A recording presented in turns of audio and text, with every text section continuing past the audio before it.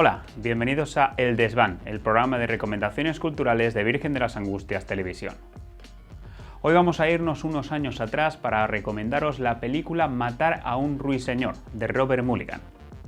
Se trata de una adaptación de la novela homónima de Harper Lee. En la época de la Gran Depresión, en una población sureña, Atticus Finch es un abogado que defiende a un hombre negro acusado de haber violado a una mujer blanca. Aunque la inocencia del hombre resulta evidente, el veredicto del jurado es tan previsible que ningún abogado aceptaría el caso, excepto Atticus Finch, el ciudadano más respetable de la ciudad. Su compasiva y valiente defensa de un inocente le granjea enemistades, pero le otorga el respeto y la admiración de sus dos hijos, huérfanos de madre.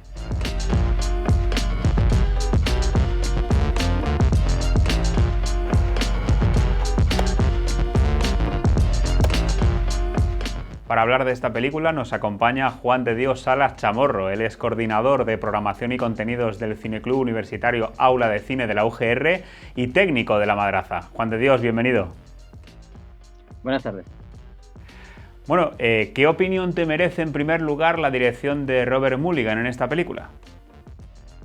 Bueno, Robert Mulligan es uno de los grandes directores de lo que se conocía como la generación de la televisión, que es un poco la generación que hace de puente entre la generación de los directores clásicos del cine de Hollywood y luego después lo que va a ser toda esa entrada de jóvenes cineastas de los años 70, donde estarían pues Steven Spielberg, Coppola, Scorsese, etcétera. La dirección de Mulligan es envidiable, es una de las grandes películas de este cineasta. Y su sentido de la puesta en escena es un señor que aprende haciendo televisión, pero que sabe combinar muy bien la necesidad de rodar rápido, como exigía la televisión americana de ese momento, con lo que es una narración en una película que se mueve, está a medio camino ya entre lo que es la finalización de lo que es el periodo de cine clásico y el comienzo de lo que podríamos llamar el cine moderno norteamericano. Como digo, la reacción es espléndida. Cómo consigue, no solamente lo que es la planificación a la hora de mostrar a cada uno de los diferentes personajes en plano aislado, sino lo que todavía resulta mucho más fascinante es cómo cuenta utilizando 2 y hasta 3 personajes dentro del encuadre, moviendo la cámara. En ese sentido, por ejemplo, son extraordinarias las conversaciones entre el padre y la hija, entre el magnífico Gregory Peck y la magnífica Mary Badan, sentados en el porche, cómo eso no necesita fragmentarlo en muchos planos, sino que directamente con un solo plano, donde están ellos dos incluidos, transmite toda esa emoción, toda esa ternura de la relación padre-hija que se cuenta en la película. Como digo, la puesta en escena de Mulligan es para enmarcar, es un gran trabajo. Te voy a hacer una pregunta un poco técnica y yo sé que complicada, pero que estoy convencido que nos vas a responder. ¿Qué destacarías de la fotografía? Y te voy a pedir que me digas una escena en la cual considerarías que es la mejor de la película, a nivel composición, a nivel mensaje audiovisual. ¿Con qué escena te quedarías? La fotografía de esta película es de Russell Harlan, que es uno de los grandes directores de fotografía del cine norteamericano. Y sobre todo, a ver, yo creo que hay como 2 grandes momentos, ¿no? O una secuencia fundamental, que es sin duda alguna la secuencia del juicio.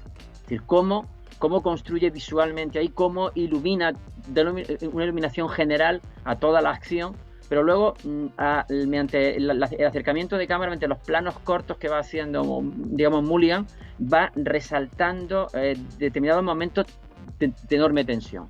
Eso sería por un lado, que sería, si quieres, la parte más realista, la parte más naturalista de la historia. Pero luego está la parte cuento de hadas, la parte cuento macabro, la parte cine expresionista, la parte que no solamente corresponde al momento final, donde la famosa noche de Halloween de la película, sino todos los momentos previos en los que los niños se acercan a esa casa del ogro, del monstruo que ellos creen que es, y cómo está iluminado eso. En ese sentido, por ejemplo, el momento en el que se desafían a tocar la puerta y de repente se ve la sombra de la mano proyectada sobre la cara del niño, o la niña Scout ve la sombra sobre la pared es un auténtico prodigio en la fotografía. Ten en cuenta que además gran parte de la película tiene algunos de los momentos más interesantes, están filmados de noche, pues con esas callejuelas donde, por tanto, el trabajo con la sombra es muy, muy importante. Yo creo que serían cómo es capaz de utilizar la iluminación para separarnos muy bien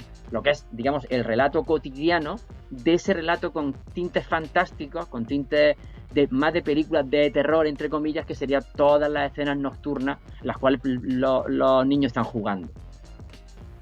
Justamente, has comentado mucho esa actuación de Gregory Peck, ¿no?, en su papel de Atticus, que es reconocida como una de las mejores actuaciones de la película, pero quería preguntarte un poco por la actuación justamente de los niños. ¿Qué valoración podrías comentarnos? Los tres niños están estupendos. Es que esta película tiene esa grandeza de las interpretaciones, a cada cual más brillante, ¿no? Los tres niños, empezando por Maddie Badham, que es la que interpreta a la narradora, a Scout, su hermano Jem, y luego hasta el niño que interpreta al personaje de Bill Harris, que es el trasunto del escritor Truman Capote. Esto imagino que muchos espectadores lo saben, pero en realidad lo que se está contando ahí es la historia de infancia y la amistad que existía entre Harper Lee, que era la escritora de la novela en la que se basa la película, y ese niñito que aparece por ahí, ese vecinito que aparece solamente en los veranos y que se llama Dear Harry, ese es Truman Capote. Y entonces el vínculo que se establece entre los tres niños funciona muy bien porque las tres interpretaciones, las tres actuaciones de los niños son extraordinarias. Transmite perfectamente inocencia, cierta crueldad en algunos momentos por parte de los niños, ese misterio del descubrimiento del mundo de los adultos que ellos están, digamos, haciendo.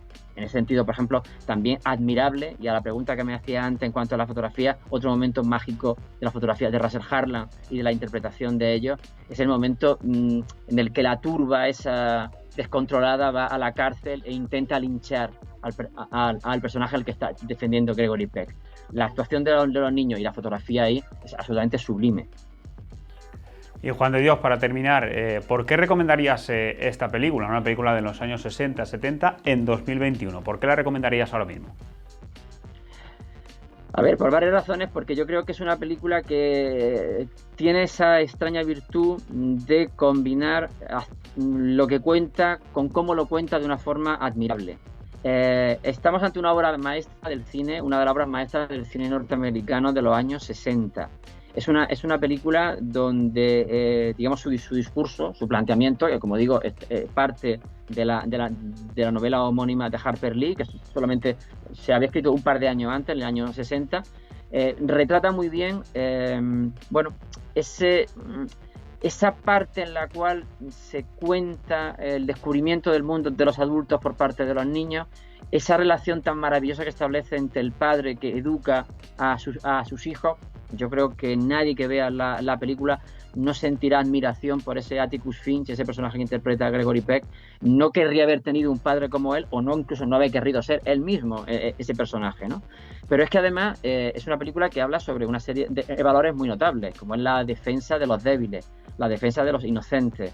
Y no solamente está el tema del racismo y de cómo este señor se opone al racismo defendiendo a un acusado negro, justamente acusado de un delito, sino que está por otro lado esa figura del vecino, del personaje que de alguna forma se siente marginado dentro de ese pueblo, ese monstruo, ese ogro malvado que en realidad es un personaje de un corazón enorme y que interpreta, por cierto, maravillosamente bien en uno de sus primeros personajes, en los primeros papeles, el actor Robert Duvall.